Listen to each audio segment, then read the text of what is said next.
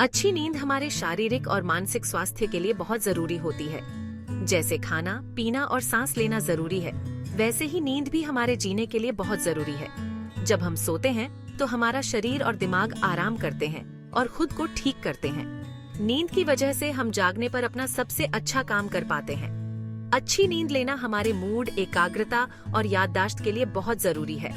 यह हमारे immune system को भी मजबूत बनाता है, जिससे हम बीमारियों से बचे रहते हैं। जब हमें लगातार अच्छी नींद नहीं आती है तो हमें दिल की बीमारी, मोटापा और डायबिटीज जैसी गंभीर स्वास्थ्य समस्याएं होने का खतरा बढ़ जाता है।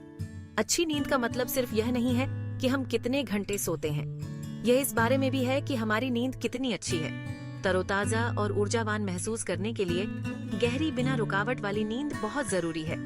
अगर आप अक्सर थके हुए उठते हैं तो हो सकता है कि आपको अच्छी नींद नहीं आ रही हो।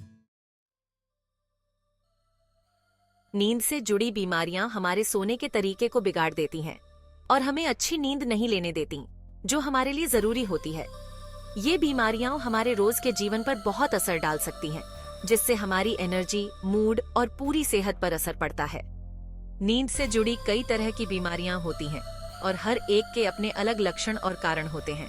कुछ नींद से जुड़ी बीमारियां जैसे अनिद्रा, सोने या सोते रहने में मुश्किल पैदा करती हैं। दूसरी बीमारियां जैसे स्लीप एपनिया, सोते समय सांस लेने में तकलीफ देती है।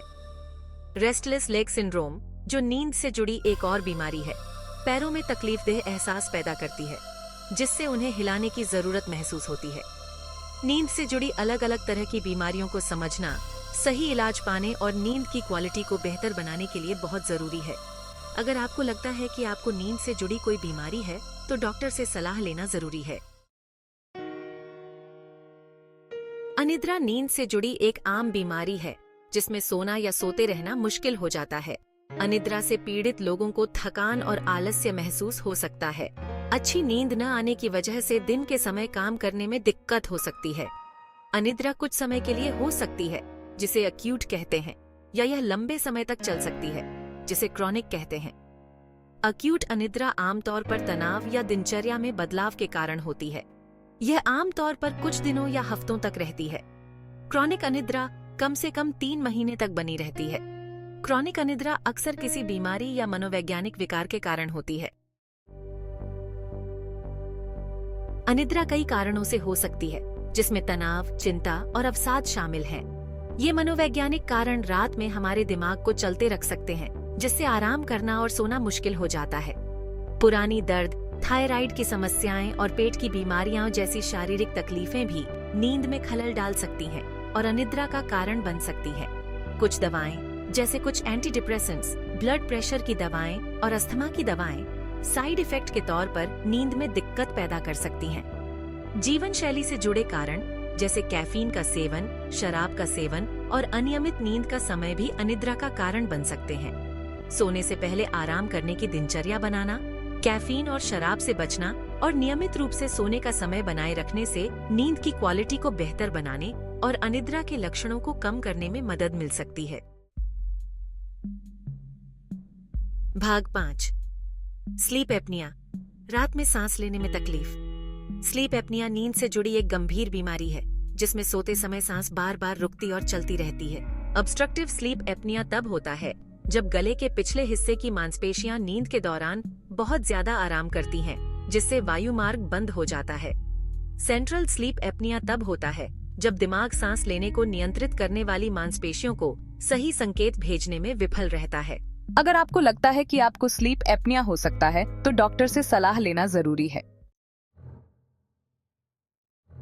भाग 6, स्लीप एपनिया की पहचान।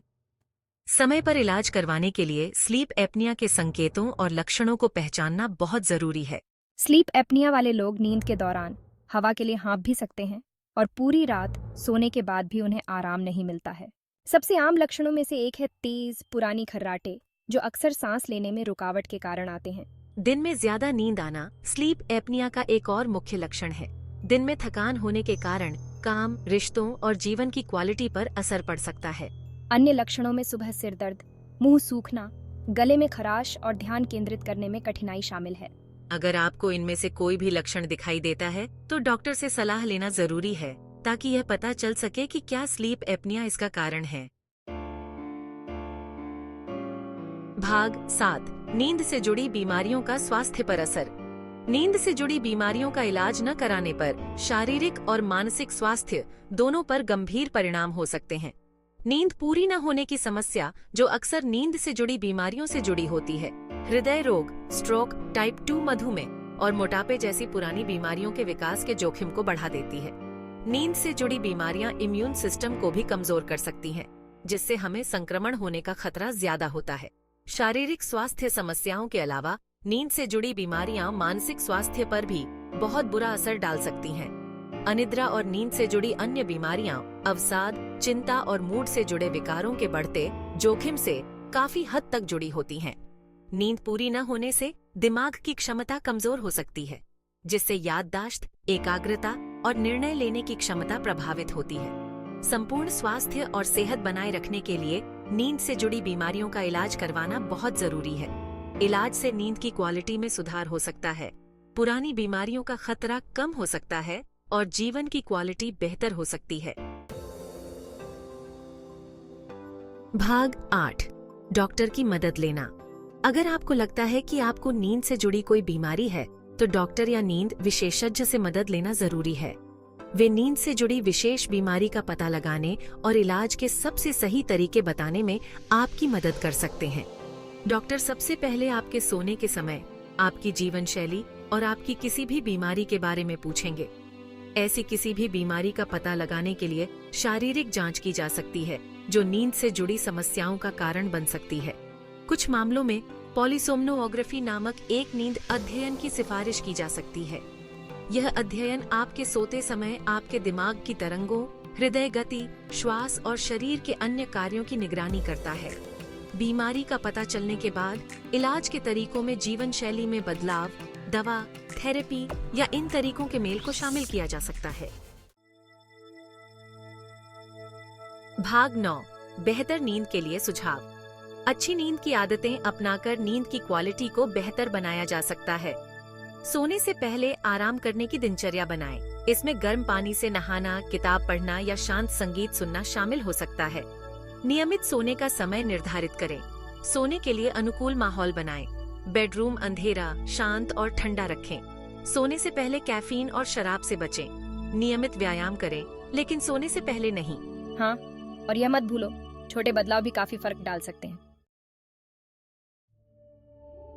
भाग 10 अच्छी नींद की ताकत।